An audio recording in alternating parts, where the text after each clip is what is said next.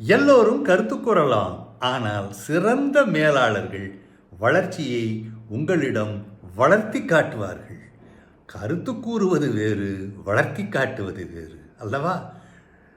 நாம் இங்கு பகிர்ந்து கொள்ளும் 5 வகையான செயல்கள் எதிர்காலத்தை சரியாகச் சொல்லும், எதிர்காலத்தை உச்சத்திற்கு கொண்டு செல்லும்.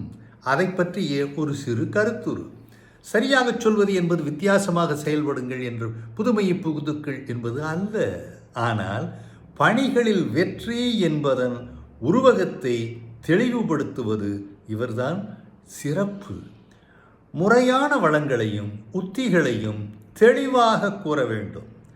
குறைகளையும் ஓட்டைகளையும் சுட்டிக்காட்டுவதை விட்டு அதை செம்மைப்படுத்துவது எப்படி என்பதை புரிய வைப்பவர்களே சிறந்தவர்கள். சாதாரணமாக என்ன நிகழ்கிறது? உனக்கு தெரியாது, இதை நீ செய்ய முடியாது, இதை நீ வீணாக்கி விட்டாயே என்ற ஒரு ஏற்று பேச்சு போல பேசுவது அவர்களை வளர்த்தெடுப்பதல்ல. அவர்களை வளர்த்தெடுப்பது என்பது அவர்களோடு சென்று அவர்களை தட்டி கொடுத்து அவர்களிடமிருந்து பணிகளை சிறப்பான முறையில் செய்ய வைத்து அவர்களையும் வளர்த்து விடுதல்.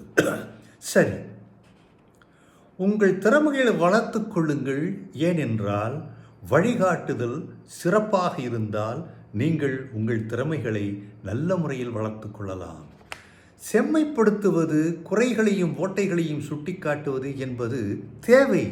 அதாவது அது எதற்கென்றால் நீங்கள் இப்படி செய்தால் இப்படி ஆகும் என்பதோடு எச்சரிக்கையோடு நிறுத்தி கொள்ள வேண்டுமே தவிர உங்களுக்கெல்லாம் ஒன்றுமே தெரியாது என்று சொன்னால் சட்டென்று ஒரு உணர்வு தூண்டப்பட்டு ஆமாம் எங்களுக்கு தெரியாது என்று எதிர்மறை விரைவுகளை ஏற்படுத்திவிடும்.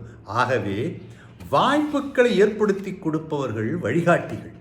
பேசுவதில் பயனில்லை, செயல்களில் எப்படி சிறக்க வேண்டும் என்பதை உணரவும் காட்டவும் வேண்டும், உணர வேண்டும். பேச்சு திறமைகளை வளர்க்காது, செயல்பாடுகள் வளர்த்து நம்பிக்கை தரும். அழகான வார்த்தைகள் திறமைகளை வளர்க்காது. உங்கள் குழுவில் உள்ளவர்களை பணியாளராக பார்க்காமல் குழு அங்கத்தினராக பார்ப்பதற்கு பழக வேண்டும்.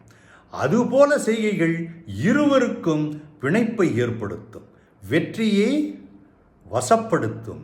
இந்த வெற்றியை கைகளில் அழுத்தி நீங்கள் மற்றவர்களுக்கு வழிகாட்டும் பொழுது நீங்கள் முன்னோடியாகிறீர்கள்.